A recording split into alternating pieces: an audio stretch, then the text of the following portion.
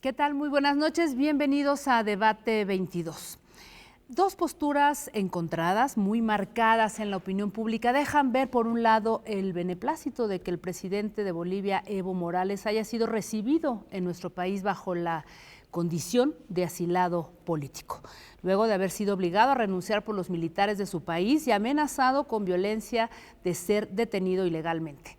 Voces que auguran que esta decisión ha dado, queriéndolo o no, un liderazgo regional a México, colocándolo como uno de los gobiernos progresistas de América Latina.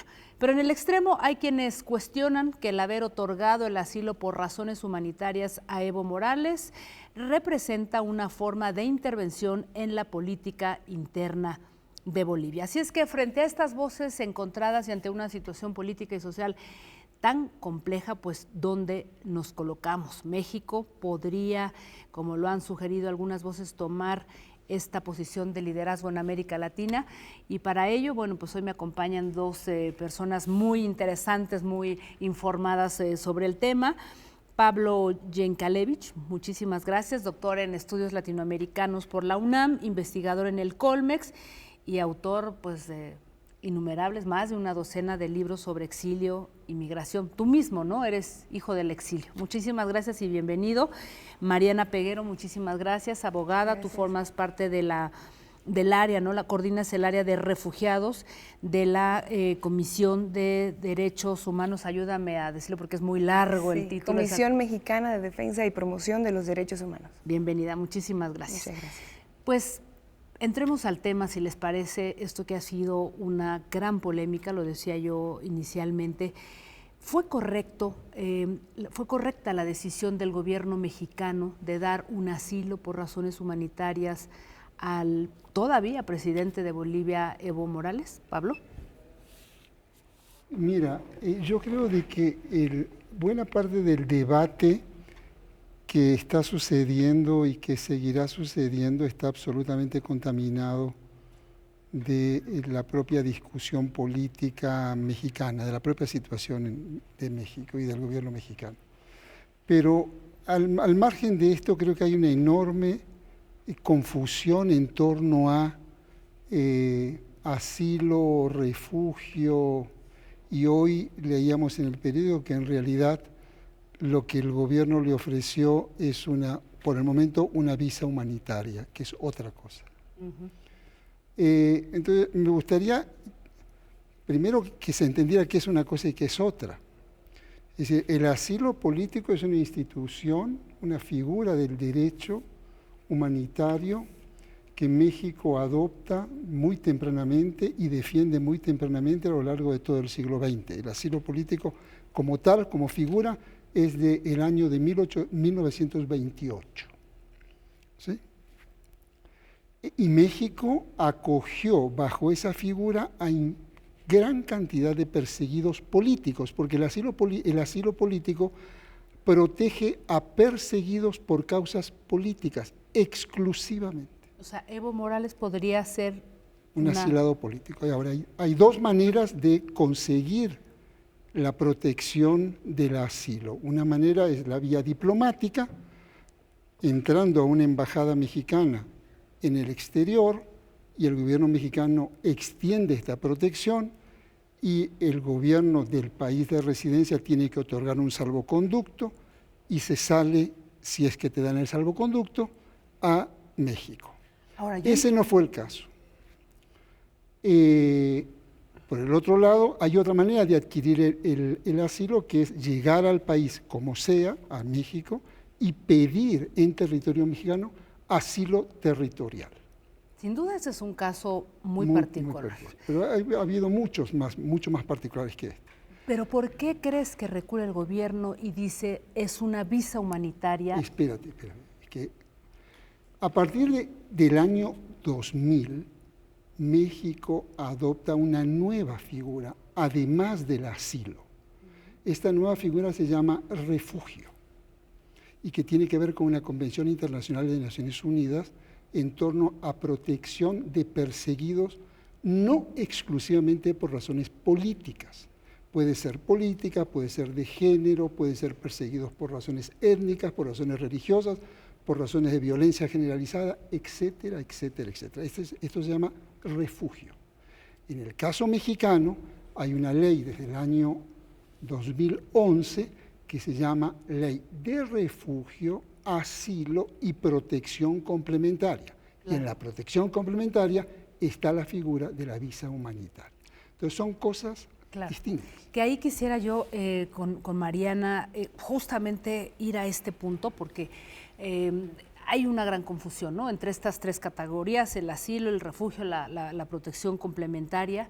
Y ahora, si le sumamos este tema que se pone en la agenda política de que el todavía presidente de Bolivia, Evo Morales, tiene una visa humanitaria, ¿qué significa esto, Mariana? Sí, bueno, como bien comentaba el doctor Pablo, son 3 regímenes de protección.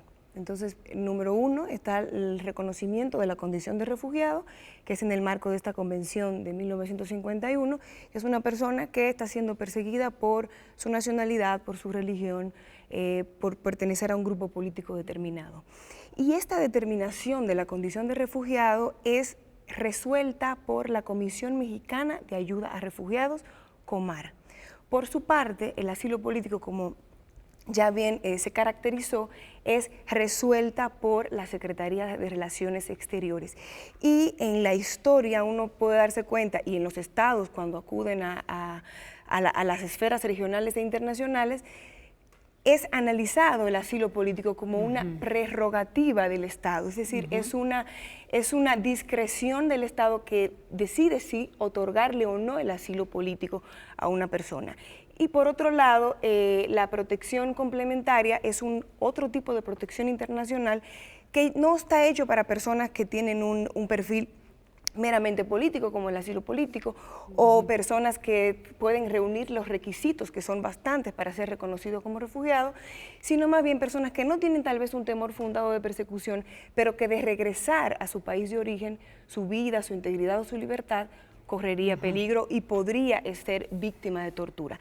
Entonces, para aterrizar a la pregunta concreta, esos son los 3 regímenes de protección. Derivado de esos 3 regímenes de protección, las personas que les otorgan los diferentes tipos de esos tipos de protecciones tienen derecho a una regularidad migratoria.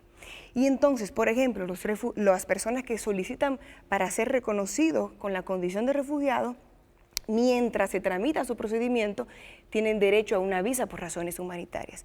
En igual términos, las personas que acceden al procedimiento para ser reconocidos como asilados políticos, mientras el Estado decide si le otorga o no el asilo político, le debería otorgar una visa por razones humanitarias. Y posterior, si efectivamente la persona es reconocida como tal, entonces le debe ser tramitada su residencia permanente. Ahora, técnicamente nos queda muy claro. Tú decías que esto está contaminado por el debate político, evidentemente no podría ser de otra manera. ¿Qué significa política, socialmente, el hecho de haber planteado que Evo Morales hoy tenga una visa humanitaria y no una condición de asilado político? Si les parece, vamos a responderlo después de la pausa. Volvemos.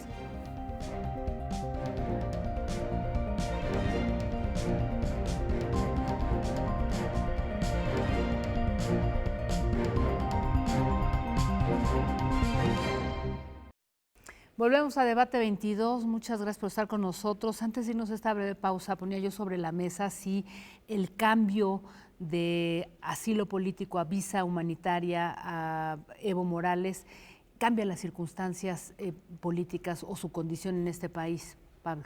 Mira, yo creo que no, son cuestiones, diría yo, absolutamente administrativas, el tipo de protección que se le está otorgando. En el fondo lo que importa es que el gobierno mexicano ofreció protección a el señor Evo Morales, bajo la forma que sea.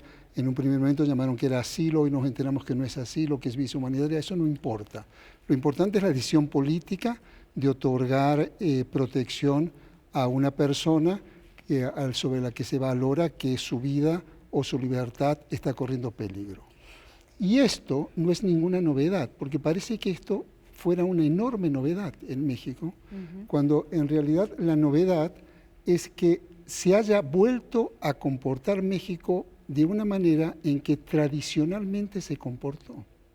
Esa es la novedad. O sea, ¿tú recuerdas algún otro caso? ¿Recuerdan algún otro Bueno, caso en donde esto haya ocurrido con tal polarización, mira, rechazo?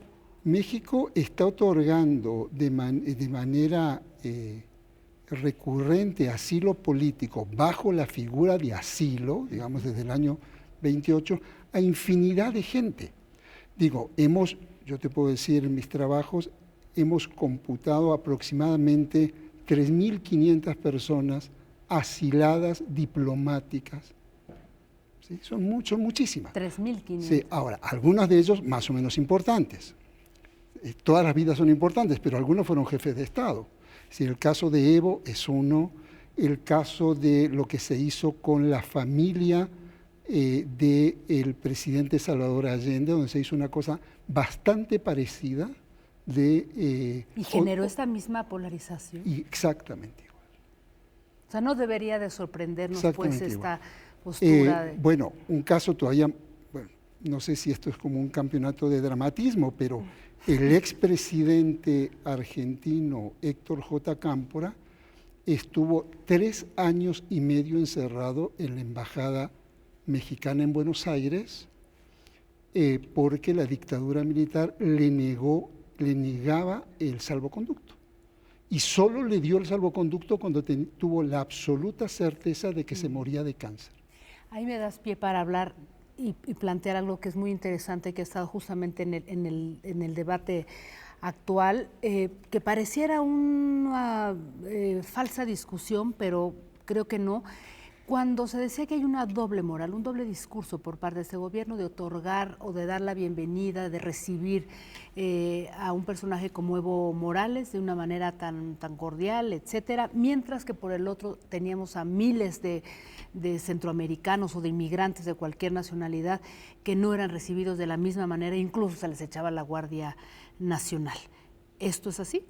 Sí, bueno, o sea, sobre ese punto hay que aclarar que el acto de darle la protección internacional al presidente Evo Morales es un acto humanitario y pacífico. Es decir, cuando el Estado mexicano decide otorgarle protección a una persona, no con eso está haciendo un pronunciamiento en contra del Estado boliviano o en contra de las decisiones internas y lo que ocurrió en Bolivia. Simplemente decide, esto es una persona que de continuar en su país o de regresar a su país, su vida o su integridad corre peligro y por tanto no puede regresar.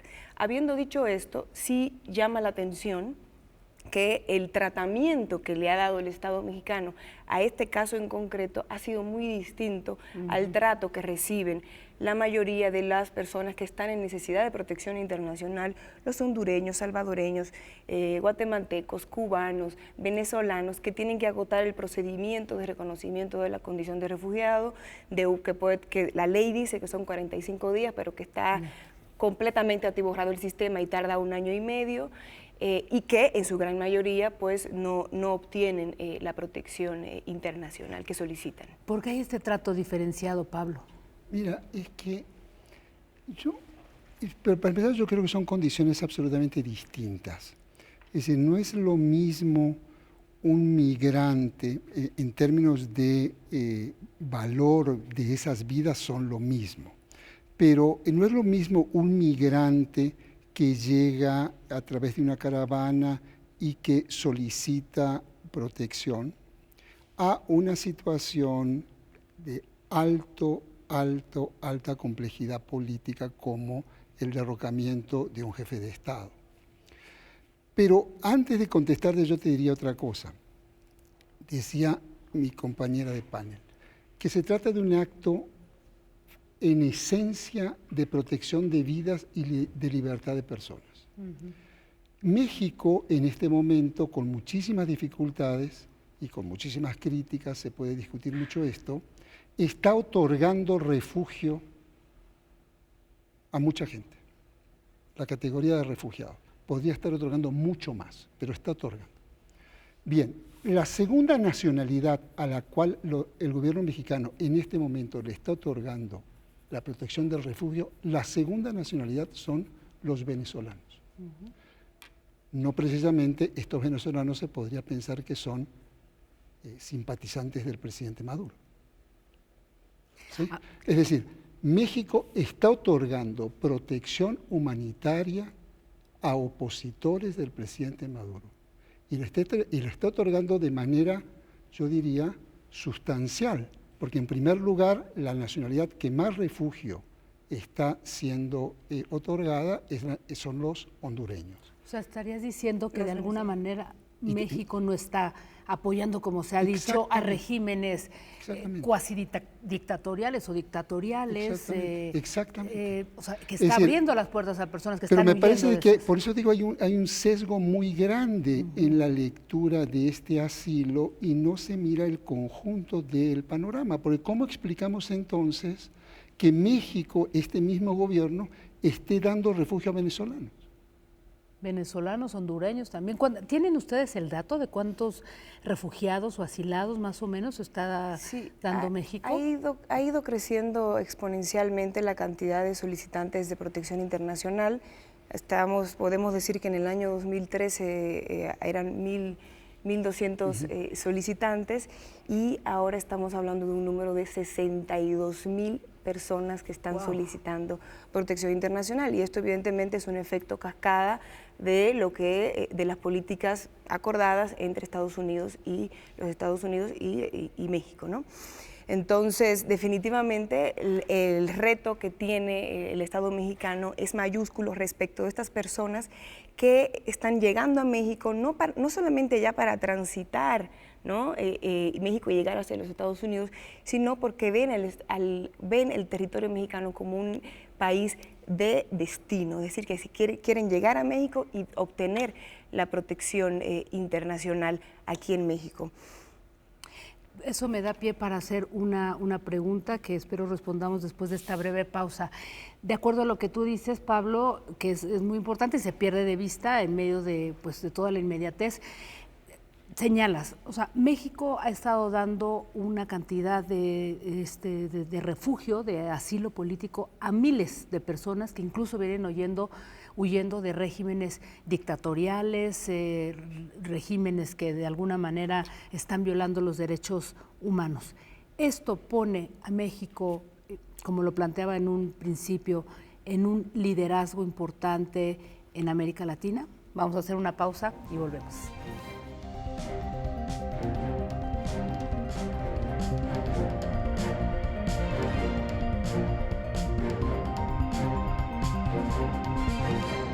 Volvemos aquí a Debate 22. Antes de irnos a la pausa, planteaba la pregunta si a partir de eso que comentaban ustedes de las puertas abiertas que ha tenido México hacia muchas otras personas, no solamente Evo Morales, coloca a México en una posición de liderazgo regional, ¿no?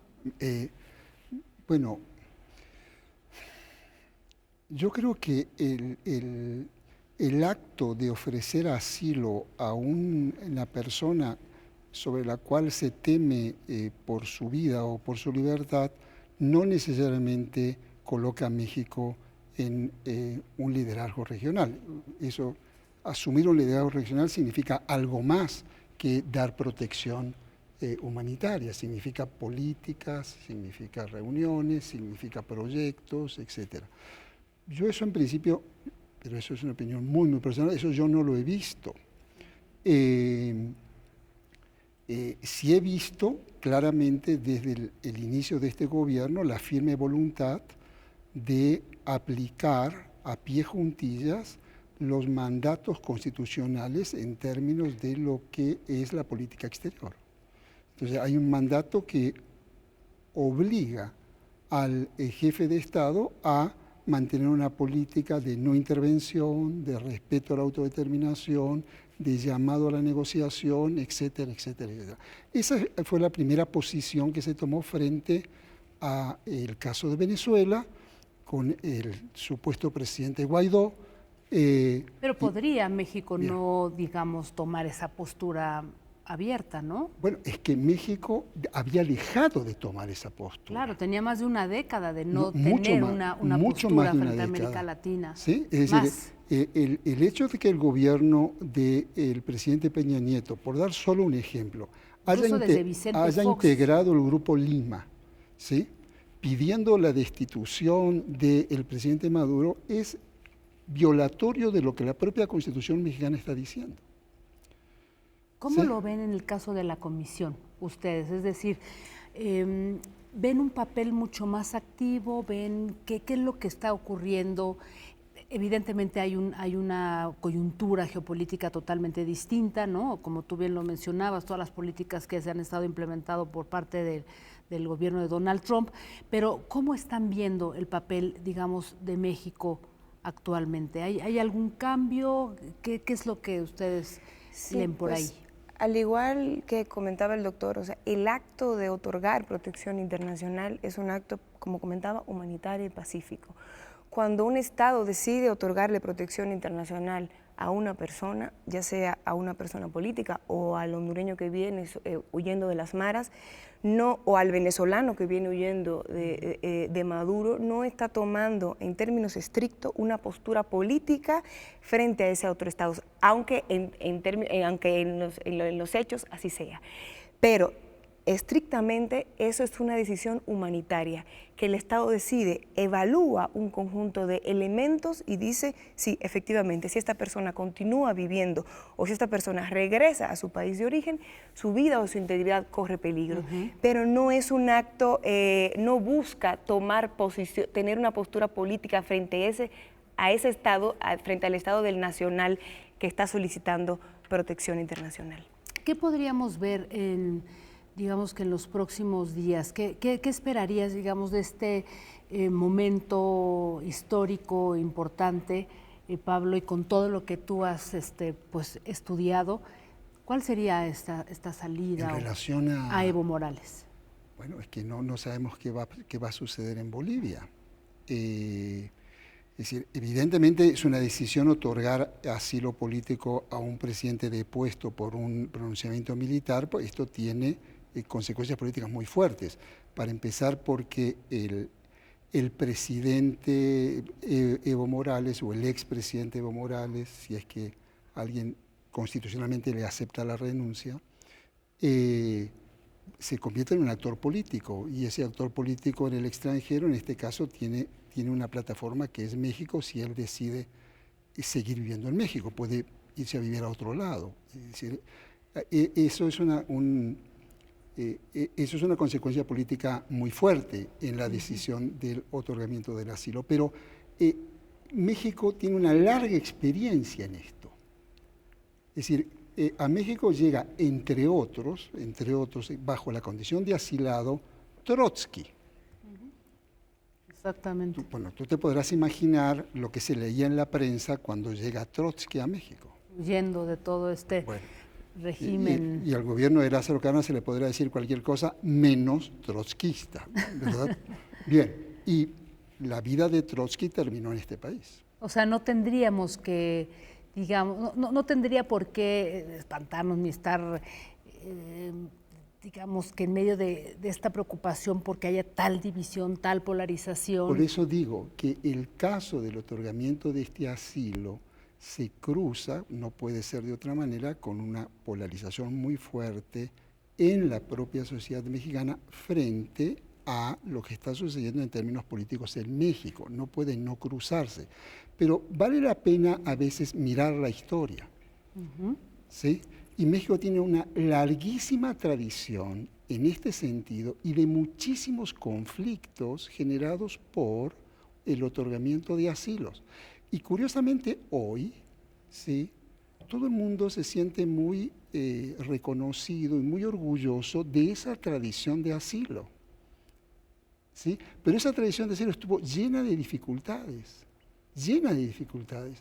Cuando el presidente Lázaro Cárdenas y su equipo decide otorgar protección humanitaria a más de 20,000 refugiados españoles, ¿tú qué crees que se leía en la prensa mexicana? Sí, me imagino, porque además tú dices, y lo has documentado en algunos libros, también hay una postura anti-extranjera en los mexicanos? ¿O lo que no? yo decía es de que se produce como una especie de traslape, en donde la política de puertas abiertas a perseguidos políticos, que es innegable en México, innegable, por la cantidad de líderes políticos que han pasado aquí y por la cantidad de seguidores de esos líderes políticos que han pasado por México. Estamos hablando de decenas de miles de personas. Se confunde esta posición de México creyendo de que esa es la política migratoria de México. Y no. Y que México es un país de puertas abiertas. Y no es cierto. Y eso no es cierto.